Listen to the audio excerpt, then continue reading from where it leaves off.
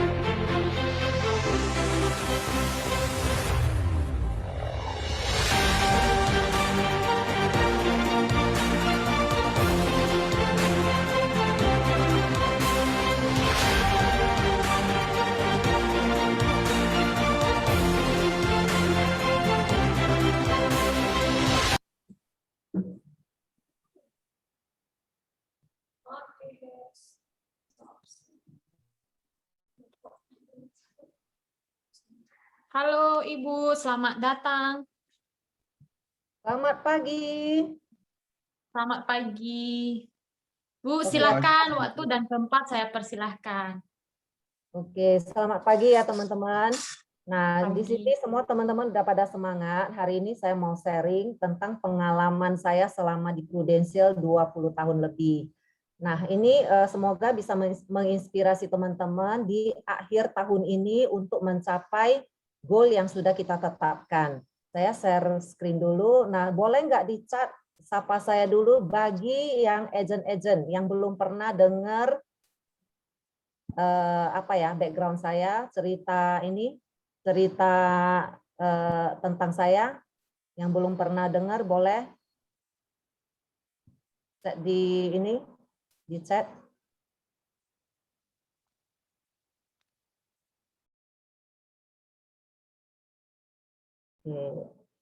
Teman-teman nampak nggak share screen-nya dari saya? Kelihatan, Cek. Kelihatan ya. Oke, nah ini teman-teman kita kan gabungan nih dari 3 kantor ya. Nah sebenarnya semua Pro Advance boleh ikut acara M3 kita, tapi yang hadir saya lihat yang rutin itu adalah yang 3 KPM ya dari PK7 atau Jakarta. Nah kita udah berjalan M3 seperti ini udah hampir 2 tahun lebih ya. Nah, teman-teman, kita dengan mengadaptasi cara kerja yang baru ini, banyak sekali teman-teman yang sudah beraktivitas terbiasa, dan bahkan ada yang masih nggak terbiasa, ada yang masih kadang ikut, kadang nggak ikut gitu, masih pengen cara kerja lama gitu ya.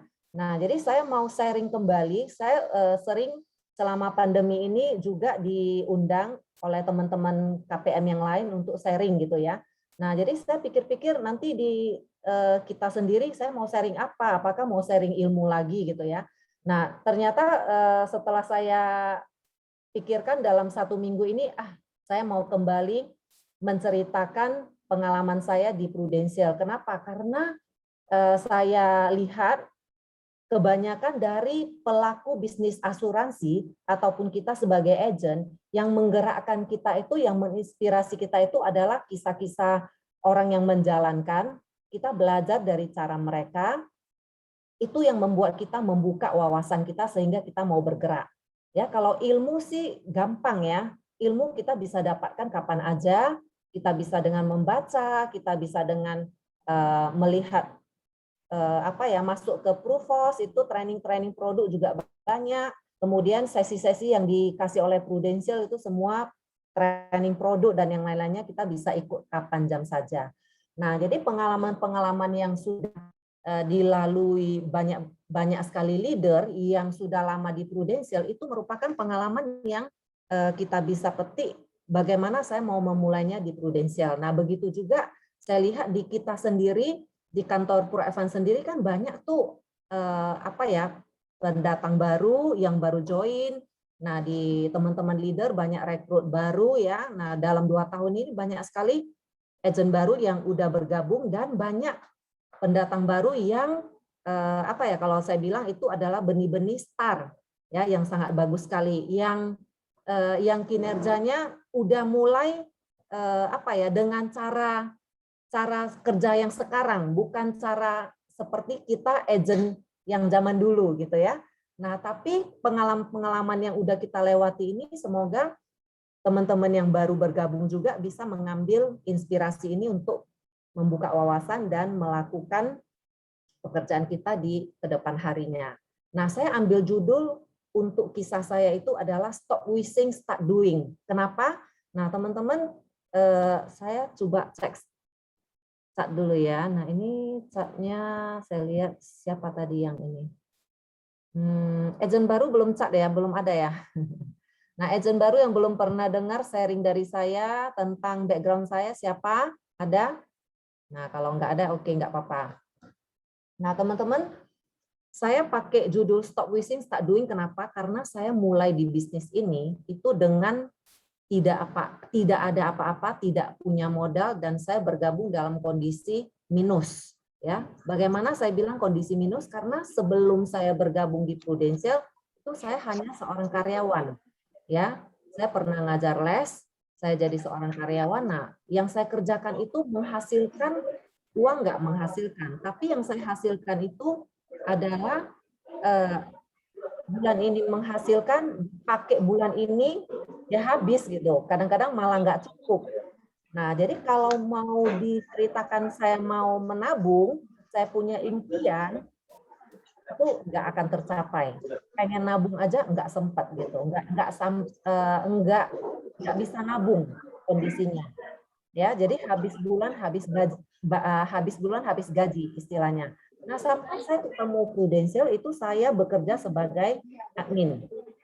Nah, saya tidak mau cerita yang panjang, saya mau persingkat aja. Nah, latar belakang saya flashback kembali, itu saya mempercayai apa yang saya alami itu adalah saya punya keyakinan. Saya punya keyakinan yang membentuk saya untuk punya mindset yang bertumbuh. Kenapa saya bilang begitu? Nah, pada saat saya kecil, orang tua saya meninggal, ya, papa saya itu meninggal kecelakaan, dan saya harus beradaptasi dengan kondisi tidak punya orang tua, tidak punya papa, dan saya dengan mama saya. Kemudian kita pindah ke rumah family yang menampung kita. Nah, bersyukur sekali kita di rumah family itu kita dijaga dengan baik, dikasih pendidikan, dikasih kasih sayang, semua dilengkapi. Nah, saya berpikir kembali flashback, tidak semua orang punya pengalaman seperti saya yang begitu beruntung, yang kita bilanglah anak yatim, tapi masih ditampung orang, ditampung keluarga yang begitu memberi terhadap kami gitu ya. Tidak semua orang punya kondisi seperti itu. Nah, saya bersyukur. Nah, kemudian pada saat remaja juga. Nah, sampai kita itu dibesarkan dengan prinsip-prinsip yang sangat bagus.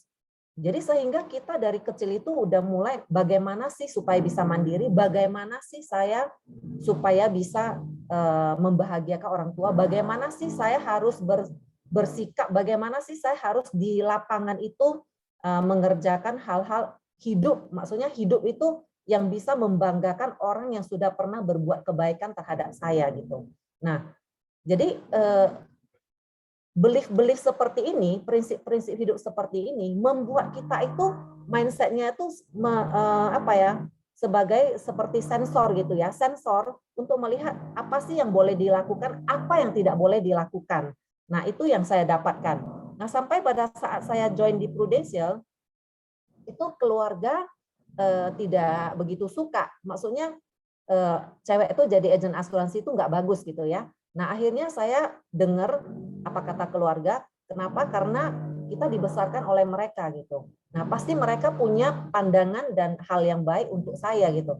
Nah, akhirnya saya join lah sebagai seorang admin, sekretaris kalau kita bilang di sini, sekretaris leader. Nah, beberapa tahun saya menjadi sekretaris leader, di sana saya belajar sangat banyak. Kenapa sih orang-orang di Prudential itu cepat sekali kaya, cepat sekali bertumbuh? Nah, yang saya kerjakan itu adalah hal-hal yang dilakukan oleh seorang leader, ya. Nah, kalau sekretaris sekarang kan cuma mengerjakan admin, benar nggak teman-teman? Nah, kalau zaman saya dulu, seorang admin itu kerjaannya ya kerjaan seorang leader. Dia harus bantu merekrut, dia harus bantu DOP-in, dia harus bantu bawa agent-agentnya join field work ke lapangan, yaitu door to door, mentraining mereka. Nah, beda dengan sekretaris sekarang yang hanya mengerjakan admin. Nah, jadi di sana saya belajar banyak, dari yang tidak tahu apa-apa jadi tahu semuanya. Dan akhirnya saya berpikir, kenapa saya enggak membuktikan diri aja? Karena apa? Karena saya asik berhayal, asik bermimpi, mau mandiri, asik bermimpi suatu saat saya mau membahagiakan orang tua saya. Suatu saat saya mau beli rumah, suatu saat saya pengen punya mobil. Tapi kendaraan yang saya lakukan itu enggak ada gitu. Cuma sekretaris leader gitu. Gimana beli rumah? Gimana saya bisa punya kemampuan beli mobil gitu? Enggak bisa apa-apa. Nah, sampai pada satu saat di tahun 2000 itu saya membuat satu keputusan penting bahwasanya saya akan join sebagai agent. Ya.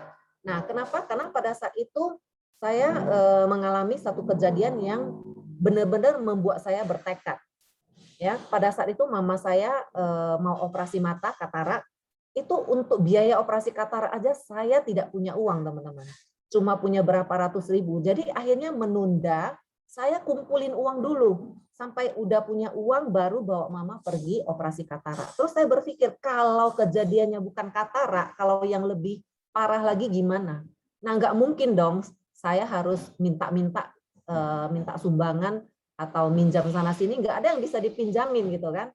Nah, jadi akhirnya oke, saya bertekad saya akan melakukan apa yang bisa saya lakukan untuk merubah hidup saya dan membuktikan bahwasanya di Prudential itu tidak membuat seorang wanita itu menjadi jelek, tidak membuat seorang wanita itu menjadi sesuatu yang dipikirkan oleh orang lain gitu ya. Nah, akhirnya saya melakukan. Nah, saya mau cerita kisah bahagia bersama Prudential itu bukan masalah dapat income-nya saja, tapi adalah perkembangan karakter yang saya dapatkan. Nah, saya cerita poin pentingnya, flashback-nya begini. Dari tahun 2000 saya join, tadi teman-teman lihat di Sandepan, sampai 2004 itu adalah masa-masa saya bekerja keras. Kenapa saya bilang saya bekerja keras? Karena saya menyadari saya itu bukan lebih pintar dari orang lain. Saya bukan orang yang punya market yang bagus daripada orang lain. Ya, saya bukan orang yang punya relasi banyak, enggak. Dan saya bukan orang yang punya people skill yang bagus. Makanya saya bekerja keras. Saya belajar lebih keras dari orang lain, saya bekerja lebih keras dari orang lain. Untuk apa? Untuk memperbaiki diri saya, untuk memantaskan diri saya supaya saya itu dikasih kesempatan, oh beli rumah itu adalah orang yang memang pantas gitu. Kenapa pantas? Karena saya udah kerja keras, saya udah melakukan yang sesuai sistem prudensial gitu. Nah, kemudian apalagi yang membuat saya begitu gigih untuk memperbaiki diri. Nah, saya lihat orang-orang yang berbuat baik, orang-orang yang mau berbuat baik nih ceritanya. Misalnya kita lihat ya lembaga-lembaga sosial kayak misalnya kalau yang saya sering lihat itu adalah kalau zaman sekarang itu suci gitu kan, besar kan. Nah, terus ada juga lembaga-lembaga yang dari gereja. Terus ada juga seperti yang Rotary Club ya, itu berbuat baik. Nah, kalau saya lihat orang yang mau berbuat baik saja itu harus punya tekad, punya kegigihan, punya strategi, punya dia punya tim, dan dia merekrut orang-orang yang berpengaruh, orang-orang yang berpotensi, padahal hanya untuk berbuat baik loh, mau kasih uang loh, mau kasih makanan, hanya mau bagi mau bagi uang ke orang-orang yang tidak punya. Tapi kenapa mereka itu harus berstrategi? Nah, saya melihat ternyata mau berbuat baik yang kadang-kadang orang berpikir sangat simpel itu juga enggak gampang, teman-teman. Ya, niatnya mau berbuat baik, tapi kadang-kadang bisa berbalik tidak tersampaikan. Makanya berbuat baik saja orang punya strategi, punya tim, punya cara kerja sendiri. Harus punya orang-orang yang disiplin, yang komitmen untuk berkesinambungan supaya perbuatan baik itu terus-menerus terjadi. Nah, kalau saya join di Prudential yang namanya bisnis, bukan balai sosial, terus saya melakukannya karena tidak pakai modal, saya melakukannya dengan suka-suka. Melakukannya ada waktu saya buat, nggak ada waktu saya nggak kerjakan. Kapan saya bisa kaya? Kapan saya bisa pinter? Gitu. Nah, saya dikatakan seperti itu oleh mentor-mentor saya yang ada di Prudential. Dan pada waktu itu banyak juga mentor-mentor yang diimport oleh Prudential dari Malaysia, dari Singapura untuk membuka mindset kita. Katanya orang Indonesia ini lebih primitif gitu ya. Maunya kaya, tapi mau cara cepat. Maunya sukses, tapi nggak mau pakai modal. Semua nggak mau. Udah ini kamu cuma di sini modalnya mulut, modalnya tenaga, modalnya tekad, itu pun kamu nggak bisa lakukan katanya. Nah, jadi kita udah pada waktu itu dikasih wawasan yang begitu ini, itu membuat saya sangat semangat sekali sehingga saya tidak bisa tidur beberapa hari. Dan akhirnya saya mengumpulkan keberanian saya bertekad, dan apapun kesusahan yang saya hadapi di Prudential akan saya lalui. Saya membuat satu janji yang begitu terhadap diri saya sendiri. Nah, pada saat saya di lapangan karena saya tidak punya market, disepelekan kan nggak, udah biasa ya, sampai nangis pun sering gitu ya disepelekan. Nah, pada saat di lapangan setelah closing orang minta batal, pernah nggak? Waduh, sering juga teman-teman ya. Pada saat kita udah closing, nasabah udah mau, kita udah submit ke Prudential, ditolak Prudential juga sering teman-teman. Nah, jadi hal-hal seperti itu juga kita sudah lalui dari dulu gitu. Nah, tapi kenapa kita bisa bertahan sampai sekarang? Karena kita punya banyak mentor di Prudential. Ya, kita punya mentor yang mereka yang mengalami sudah lama, mereka mengajarkan ke kita, oh bisnis ini begini cara menjalankannya. Oh, polanya begini gitu. Nah, terus kita lalui. Akhirnya di 2004 saya berhasil mencapai posisi agency manager pada saat itu. Kalau di sini sekarang namanya agency director. Disitulah tahun pertama saya mencapai income 100 juta per bulan. Nah, teman-teman, di Prudential itu luar biasa bertumbuh secara mentalnya. Pada saat kita sudah punya income 100 juta, itu euforianya beda banget teman-teman. Kesombongan kita muncul. Nah pada saat itu saya juga mengalami, bagaimana tidak kita melakukan bisnis ini tanpa modal teman-teman. Dan bisa punya income 100 juta. Pada tahun 2004, coba teman-teman bayangkan, cari orang seusia saya, usia 26-27 yang punya income 100 juta itu siapa teman-teman? Berapa orang? Dan pada saat itu mau punya income 100 juta harus pakai modal berapa banyak teman-teman? Nah, jadi kalau pada saat itu banyak orang-orang prudensial yang sombong itu nggak heran. Nah, tapi di sini teman-teman di bisnis ini kita bersyukur. Karena apa? Karena sekali lagi saya ulangi banyak sekali mentor-mentor. Ya, banyak sekali mentor-mentor yang mengingatkan kita. Ya, yang mengingatkan kita. Ini baru awal. Ini baru awal kamu di bisnis prudensial. Kamu akan menghadapi yang lebih tinggi lagi. Kamu akan menghadapi masalah yang lebih banyak lagi. Kamu akan menyelesaikan problem-problem yang lebih banyak lagi supaya kamu bisa naik kelas. Nah, kalau Anda punya income 100 juta Darmawani, itu kekal nggak? Nggak kekal. Nah, bisnis yang sudah ada, kalau tidak dipupuk, kalau tidak dilakukan secara konsisten, itu bisa menurun nggak? Bisa menurun. Darmawani alami nggak? Alami. Kenapa saya bisa mengalaminya? Karena saya berada di comfort zone, karena saya malas. Nah, saya mengatakan pada diri saya sendiri, saya kan udah punya income 100 juta, itu udah lebih dari cukup. Saya mau santai-santai dengan mama saya mau jaga dia, saya mau begini, saya mau begitu. Ya udah saya jalani. Nah, akhirnya apa? Akhirnya income mulai menurun. Nah, pada saat itu saya juga diingatkan kembali. Darmawani, kamu di dunia ini apakah hanya untuk diri sendiri? Enggak, ya kan?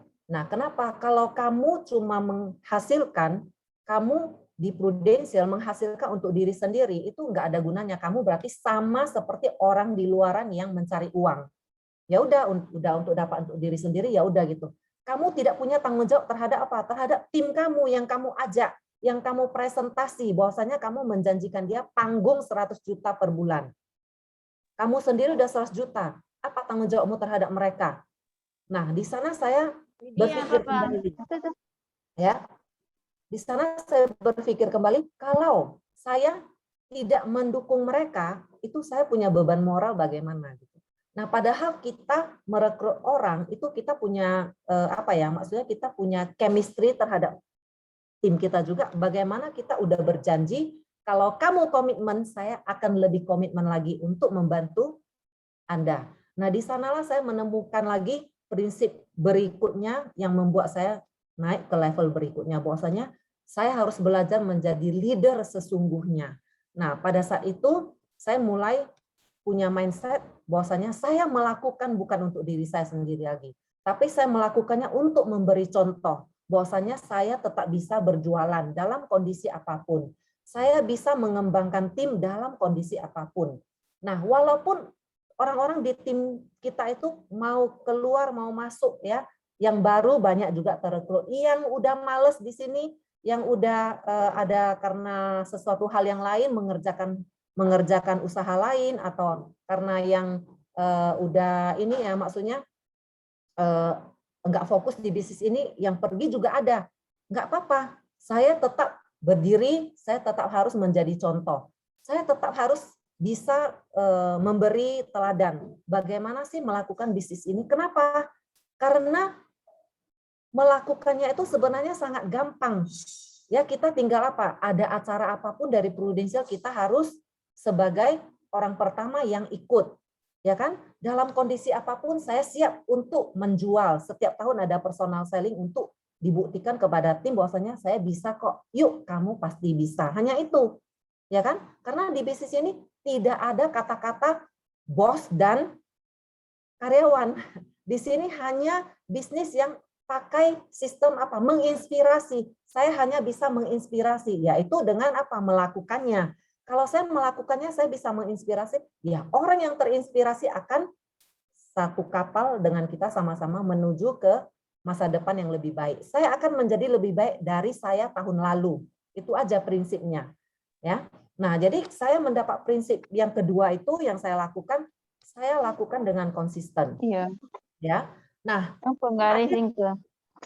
suatu saat Pak Kasan yang KJ 8 ya, pernah nanya ke saya begitu. Darmawani, kamu saya lihat kenapa ya begitu maksudnya begitu tekun gitu ya, mau mengikuti semua training-training. Ya, pada saat dia tanya saya masih ingat itu kita sama-sama di Pekanbaru ya, ke kantornya Sufijan. Jadi Pak Kasan itu ke sana untuk coaching tim dia yang di sana. Jadi kita ketemu, saya pas ke sana memberi support Sufijan untuk sistem trainingnya gitu ya. Jadi di sana kita melakukan beberapa training dan dia bertanya, kamu kok begitu begitu serius ya ngikutin training semua katanya. Nah, kenapa bisa serius gitu? Nah, padahal kita cerita kembali. Dulu saya juga pernah mengalami di satu titik bosen ya ikut training gitu, bosen ya ikut meeting yang dikatakan itu aja. Kalau BOP ya itu juga. Kalau M3 ya motivasi harus kerja keras, disiplin, bla bla bla itu juga, benar nggak? Tapi di satu titik, kenapa saya punya pemikiran yang berbeda dan saya selalu semangat untuk mengikuti pertemuan. Nah, karena mindset saya sudah terbuka.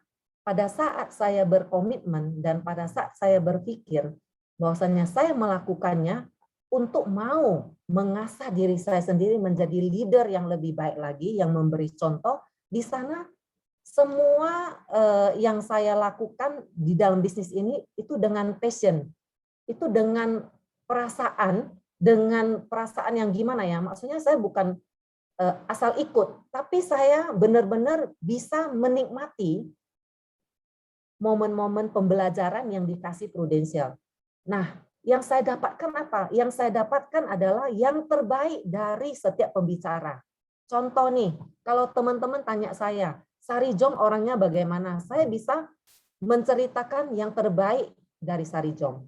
Kalau teman-teman nanya saya, Lindayati itu bagaimana? Saya bisa menceritakan dari A sampai Z yang terbaik dari versi Lindayati di dalam bisnis ini. Itu kenapa bisa saya lakukan? Karena saya belajar dari mereka.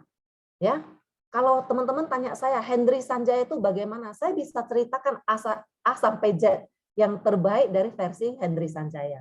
Nah, jadi semua yang kita lakukan di bisnis ini itu adalah mengisi karakter-karakter kita dari pengalaman-pengalaman teman-teman kita semua yang ada di Prudential. Luar biasanya adalah apa?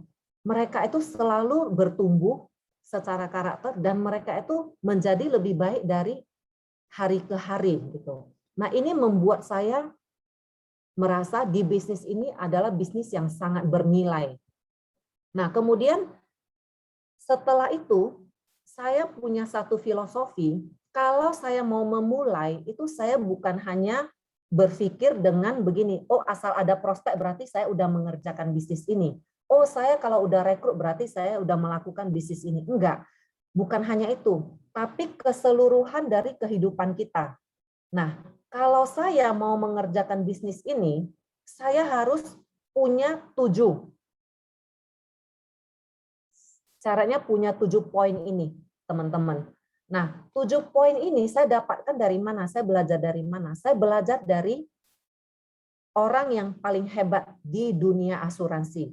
Ya, tips selling dari the world greatest life insurance salesman. Itu siapa, teman-teman? Nah, kita di bidang asuransi itu leader-leader lama. Ayo bantu saya. Siapa orang paling hebat? Salesman paling hebat di dunia asuransi. Harus kenal, teman-teman, Bapak asuransi kita. Ayo bantu saya di chat. Siapa?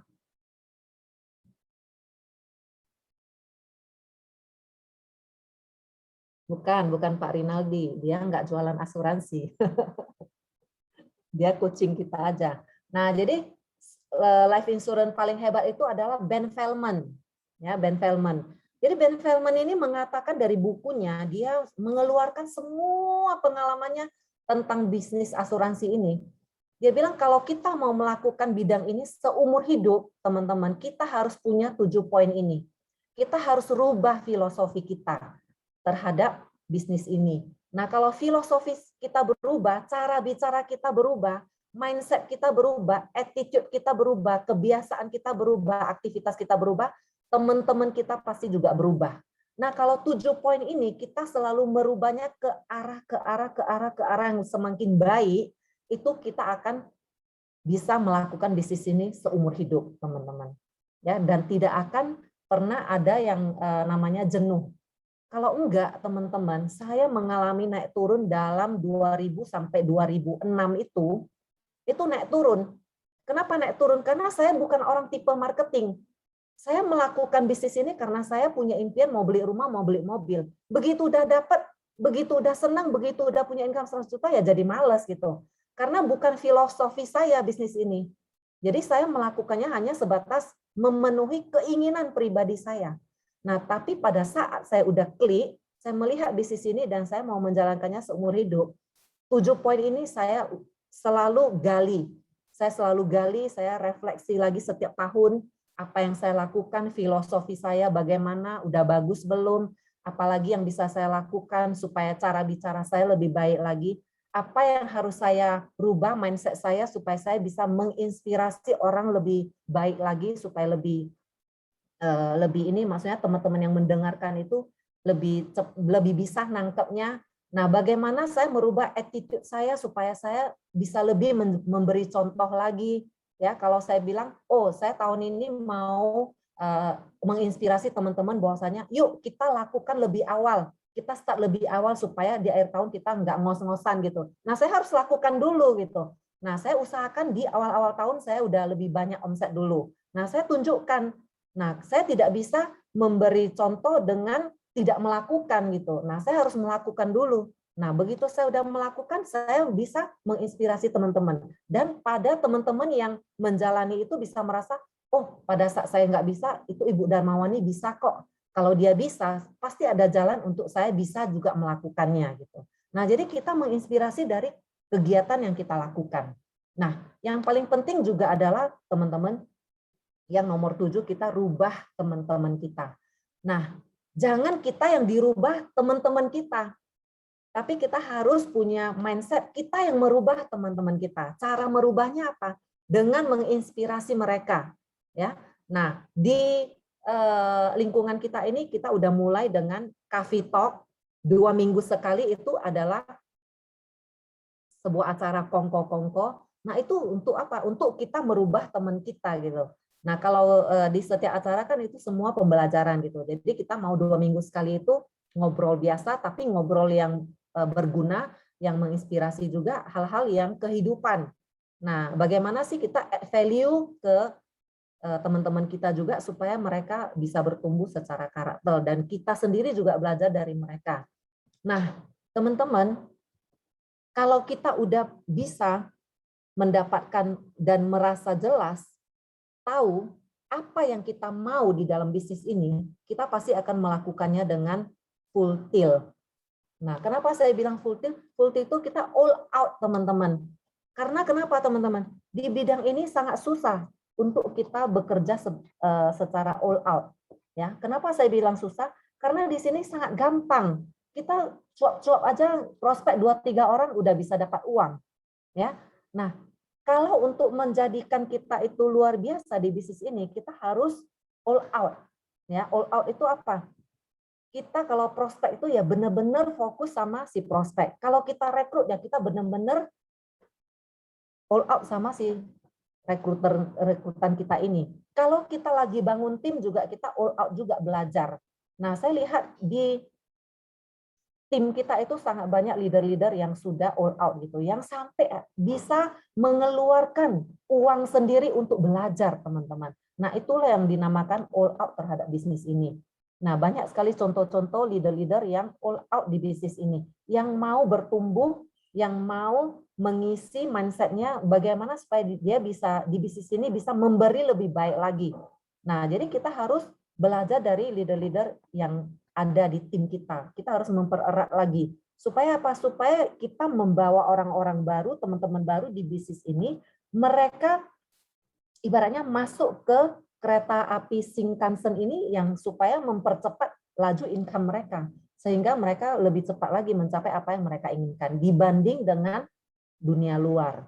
Ya, kalau kita di luaran mau capai income yang besar, bisa nggak? Bisa banget, tapi tentu effortnya itu beberapa ratus kali lipat dibanding kita di bidang ini. Ya, selain harus kasih modal, kita juga harus punya skillful di sana. Kalau enggak, ya udah modalnya ludes gitu ya. Kalau enggak punya modal, punya skill, ya udah kita pasti udah jadi karyawan orang lain gitu kan. Kalau kita mau usaha, udah punya modal, harus punya skill di bidang itu, baru kita bisa menghasilkan yang luar biasa. Tapi di bisnis ini, pertama Anda tidak perlu modal, Anda hanya perlu tekad untuk mengasah skill Anda di sini. Dan yang ketiga adalah Anda punya dukungan dari banyak mentor yang ada di True Advance untuk membantu Anda sukses. Nah, sampai pada satu titik saya memilih bahwasanya di Prudential itu adalah satu titik saya mau memberikan the best of my life. Saya mau hidup di Prudential itu memberikan yang terbaik di sini. Nah, terbaik dalam hal apa? Terbaik dalam hal saya kalau misalnya prospek nih, contoh prospek, saya harus memberi yang terbaik untuk dia. Kalau misalnya kita melakukan apa ya, misalnya contoh kita nih di Pro Advance tahun ini. Nah, kalau mau ditanya Darmawani udah capai targetnya, saya udah lumayan deket gitu ya. Saya dari suami udah capai double star club. Nah, dari saya sendiri saya udah star club leader. Tapi saya apakah boleh berhenti tidak memikirkan teman-teman? Nggak bisa. Saya itu malah banyak PR di akhir tahun ini. Bagaimana saya bisa membantu sebanyak-banyaknya teman untuk mengambil lebih, mencapai lebih. Ya, kenapa? Karena Prudential aja memberi lebih, terutama di bulan November ini Prudential ulang tahun kan. Nah, dia memberi uang yang sangat banyak untuk kita. Nah, kenapa kita nggak ambil gitu? Kenapa kita nggak ambil? Nah, jadi tadi Pak Fauji udah memberikan info-info bahwasannya kita di bulan November-Desember ini banyak hal yang bisa kita capai. Nah, yang pertama itu adalah yang sudah kita lakukan 10 bulan pertama, nah itu kan membentuk yang namanya bonus tahunan yang udah pasti akan kita ambil. Nah, sekarang teman-teman banyak yang beraktivitas yang tidak tahu bahwasanya dia ada yang kurang-kurang dikit. Banyak loh yang kurang-kurang dikit. Nah, jadi teman-teman leader di sini harus mengecek tim di bawahnya yang kurang-kurang dikit itu jangan sampai mereka tidak tahu. Jadi harus dikasih tahu, karena kalau enggak nanti dari yang kita hubungannya baik-baik jadi nggak baik loh. Dipikirnya, leaderku kok nggak kasih tahu ya, padahal saya cuma kurangnya 10 juta API, 15 juta API gitu kan. Kan saya yang bonusnya jadi hangus gitu. Nah, jadi kita yuk di akhir tahun ini jangan sampai enggak memperhatikan tim kita kasih tahu mereka, kurangnya sekian, supaya mereka bisa menyelesaikannya dengan baik. Dan itu semua adalah uang, teman-teman. Ya, uang. Nah, menurut saya membandingkannya cara kerja kita di Prudential itu dengan lembaga-lembaga keuangan, lembaga-lembaga sosial aja deh. Nggak usah sama perusahaan-perusahaan yang hebat-hebat ya.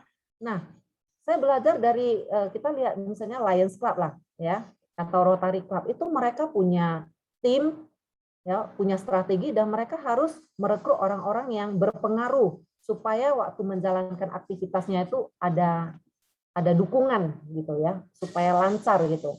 Nah, contohnya aja misalnya mau bagi sembako kemarin waktu pandemi. Waktu bagi sembako, kalau tidak ada tentara atau polisi atau aparat pemerintah yang jaga, itu sembakonya udah dijarah sama orang. Jadi apa yang ingin dibagikan itu tidak tersampaikan, benar nggak? Nah, berbuat baik aja tuh perlu strategi, teman-teman. Jadi kita di bisnis ini juga jangan mau melakukannya seperti mengalir bagaikan air. Tidak ada cerita kita melakukannya mengalir bagaikan air bisa menghasilkan yang maksimal, nggak ada, teman-teman. Harus punya disiplin, punya tekad, dan punya cara kerja yang konsisten. Padahal itu juga diminta sama Prudential enggak banyak, sedikit.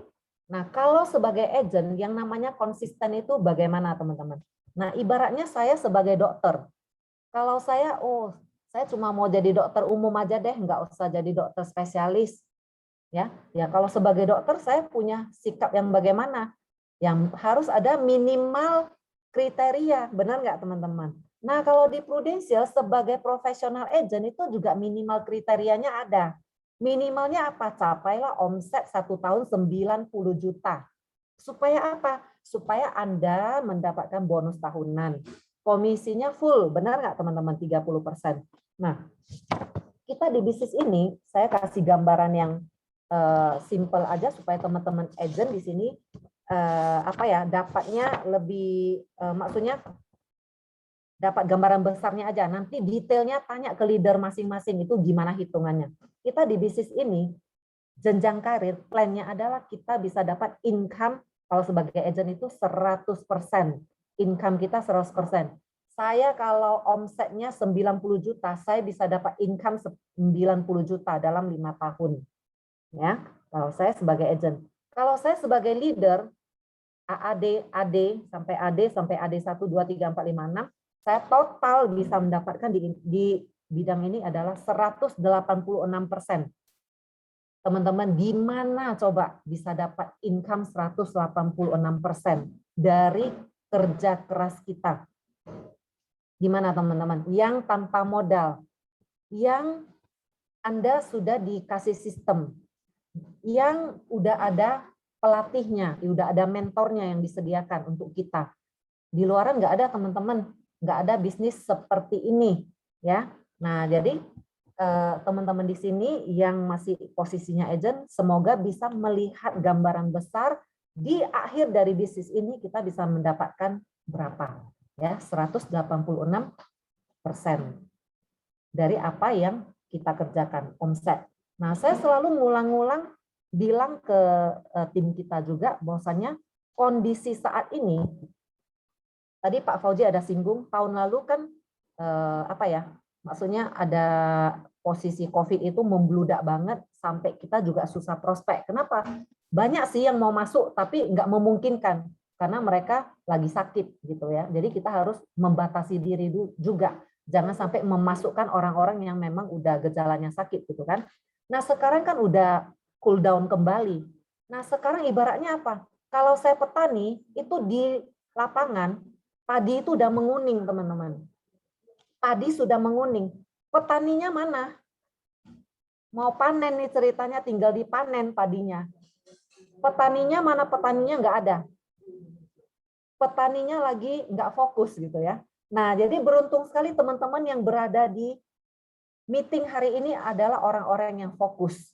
Jadi teman-teman ingat, market itu padinya sudah menguning, tinggal dipanen. Ya, kita harus maksimalkan November, Desember ini untuk memanen yang ada di lapangan. Jadi orang sangat butuh proteksi, sangat gampang sekali kita tinggal prospek PCB 88 saja, bahwasanya kita butuh 10 kali lipat income kita untuk dijadikan uang pertanggungan. Itu aja, simple prospeknya.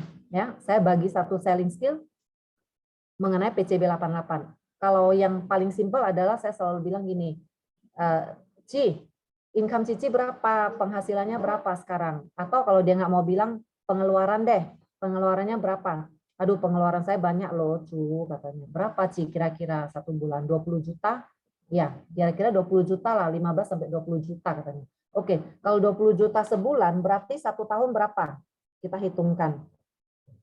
Berapa, teman-teman? 1 tahun 240, benar nggak, teman-teman? 240 juta. Nah, 240 juta itu dikali 10 aja, teman-teman. Kali 10 berarti berapa? 2,4 M kan? 2,4 M. Kita bilang, Cici minimal harus punya uang pertanggungan 2,4 M. Kita genapin aja lah 2,5 biar angka cantik kan. Nah, kalau Cici punya uang pertanggungan 2,5 miliar minimal, jika tiba-tiba kita check out atau kita sakit kritis, itu ada 2,5 miliar di tabungan ahli waris kita. Untuk apa? Supaya dia bisa bertahan keluarga ini selama 10 tahun. Gampang nggak? Baru kita kasih tahu. Mungkin dia nanya, jadi harus bayar berapa tuh? Kita lihat kan preminya sesuai usia. Kalau dia bilang nggak sanggup bayar, kalau Cici nggak mau proteksi 2,5 miliar sebesar 10 tahun, nggak apa-apa, kita mulai aja dulu yang tidak memberatkan Cici. Berapa, Ci? 5 tahun Nah, berarti 5 tahun 1,2 miliar UP-nya. Kita kasih lihat lagi. Oh, kalau gini saya sanggup lah. Ya udah closing. Baru kita bilang tahun ini kan bulan November Prudential ulang tahun. Dikasih cashback tuh supaya dia closingnya nggak bulanan, biar dia bayarnya tahunan. Udah gitu aja. Ya kan? Nah, masalahnya kalau dia kita prospek belum bisa, belum sanggup, ya udah next cari lagi gitu. Gampang nggak teman-teman? Gampang asal kita mau kerjakan. Oke teman-teman? Nah, sampai di sini ada pertanyaan?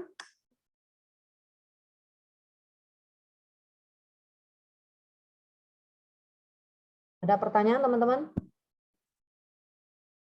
Bu, saya yang tanya deh Samuri, Bu. Silakan. Mengenai besarnya uang pertanggungan yang ideal seseorang jikalau nasabah tersebut telah memiliki beberapa polis dan beberapa item manfaat termasuk UP jiwa, kesehatan, penyakit kritis. Nah, kalau untuk menghitung UP yang ideal, jikalau pengeluarannya contoh 50 juta gitu, itu termasukkah dihitung kalau dia punya perusahaan, biaya operasional, gaji pegawai, karyawan, atau untuk biaya kebutuhan hidup aja? Kalau saya sih suka step by step. Kalau mau dihitung semuanya bisa nggak bisa. Kalau si nasabah udah mau terbuka dengan saya, ya. Tapi jarang sekali ada nasabah yang langsung mau terbuka dengan all out dia punya pengeluaran totalnya gitulah. Nah biasanya kita tanyakan secara garis besar dan dia sendiri yang merincikan di pikiran dia bahwasanya ya kira-kira totalnya semua berapalah pengeluaran saya satu bulan gitu kan. Nah tapi kalau udah lumayan dekat dan dia yang ngajak belak-belakan dengan kita bahwasanya dia mau asuransikan biaya hidupnya sedetail mungkin, ya itu oke-oke aja. Kita kasih ada formatnya bagaimana dia nanti menghitung, cara menghitungnya. Nanti akan dikurangi dengan aset-aset dia yang sudah ada. Nah, ada juga yang lebih terbuka yang dia bilang, "Cu, lu lihat gua enak-enak gitu, kok ya katanya." Istilahnya kalau kita bilang tampilannya aja kayak kaya gitu, padahal isinya bobrok gitu. Ada yang mau terus terang. Kenapa? Karena saya banyak cicilan, dia bilang. Ini rumah yang saya tempati ini lagi saya ini loh, saya agunkan loh. Karena kenapa? Karena kemarin waktu pas pandemi itu saya harus tambah modal lagi di usaha saya. Kamu nggak tahu lah, saya lagi susah gitu kan. Nah, ada juga yang curhat begitu ya. Nah, jadi pada saat klien kita itu mau curhat, itu kita harus memberi solusi yang paling mendekati yang sanggup yang dia lakukan gitu. Minimal sebagai asuransi itu menjadi tulang punggung pada saat kejadian yang tergelap kalau terjadi itu apa sih yang bisa dilakukan oleh asuransi terhadap nasabah kita. Nah, kita kasih dia beberapa skenario. Nah, dia pilih yang untuk dia itu apa yang paling cepat yang bisa dia lakukan.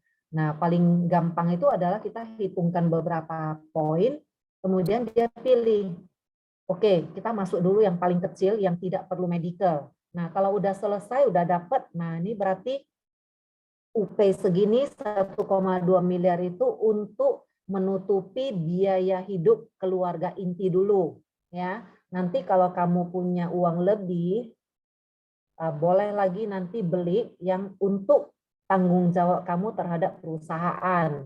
Nah, terus kalau misalnya nanti dia ada uang lebih lagi, boleh lagi diatur untuk menutupi hutang-hutang kredit yang sedang berjalan jika terjadi sakit kritis gitu ya. Nah, kalau misalnya budgetnya tidak memungkinkan, ya udah nggak usah beli yang produk tradisional. Kita kasih dulu produk unit link yang jangka pendek, yang belinya misalnya dia usia 30-an atau 40, dia boleh beli CCB link, CCB yang link itu sampai usia 65 dulu atau 55, kan itu preminya murah.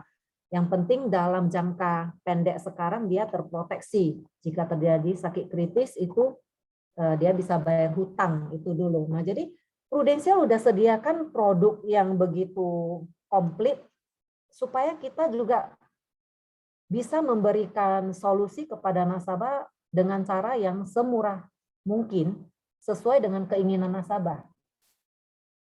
Jadi teman-teman harus percaya diri. Ya, percaya diri bahwasanya Anda kalau ketemu nasabah, prinsip saya itu begitu. Kalau saya ketemu orang, itu saya bawa uang 1 koper.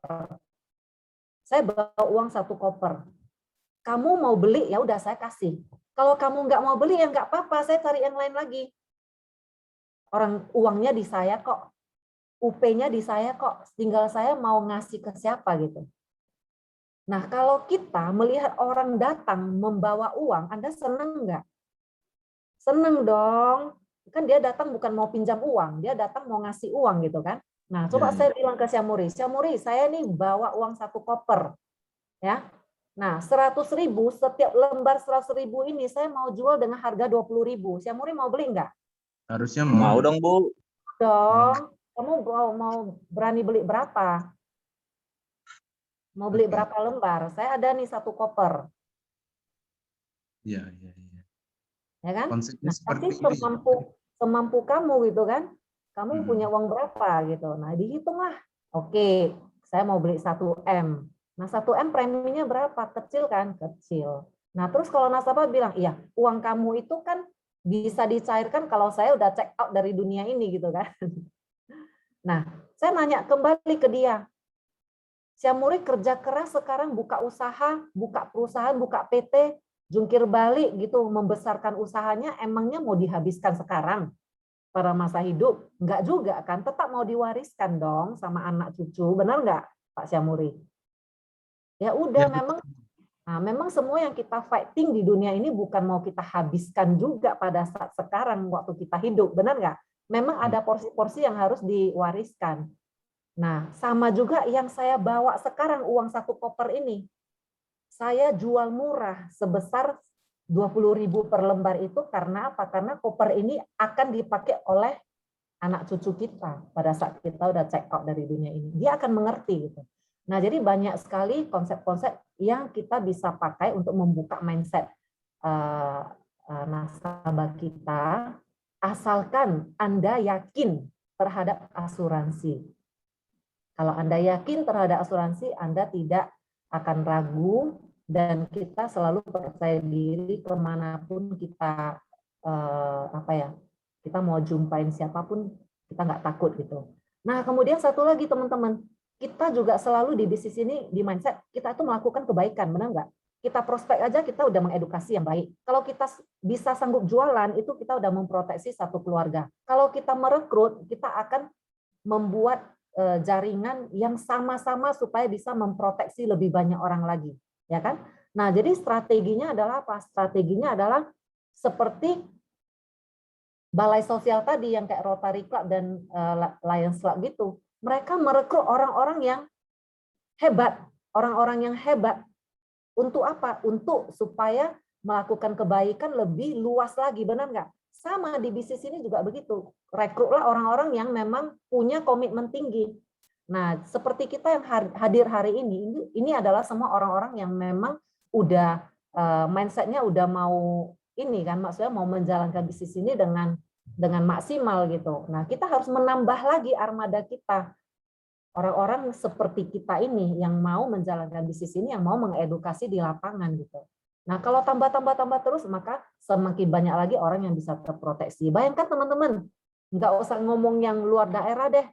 Medan aja punya 8 juta penduduk. 8 juta teman-teman. 8 juta itu sama dengan Singapura nggak? Singapura pun nggak gitu banyak ya. Medan itu lebih besar jumlah penduduknya. Ya. Nah, jadi prudensial di Singapura aja udah hampir 100 tahun itu masih adem-adem aja, masih enggak kehabisan prospek ya. Jadi kita yang di Medan itu ya harusnya bisa prospek siapa aja dan bisa kaya gitu ya. Nah, jadi kita fokuslah di November Desember ini untuk melakukan yang terbaik. Nah, sesi saya kalau nggak ada yang bertanya lagi, saya mau berhenti sampai di sini. Kita pengen di pagi hari ini untuk nanti kita yang leader jangan keluar dulu dari Zoom ini. Kita mau meeting leader sebentar dengan Pak Fauji.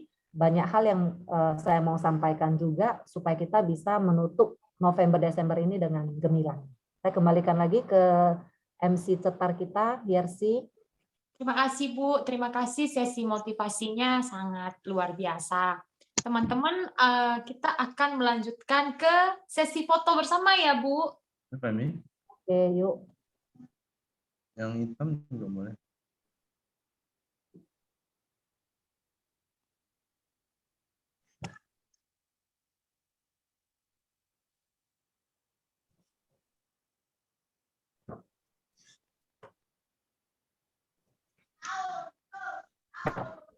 Satu. Yang lainnya buka videonya, Bapak Ibu. Oke.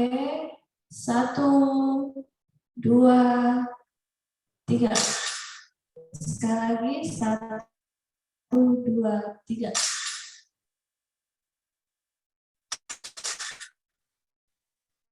Oke, terima kasih. Oke, next.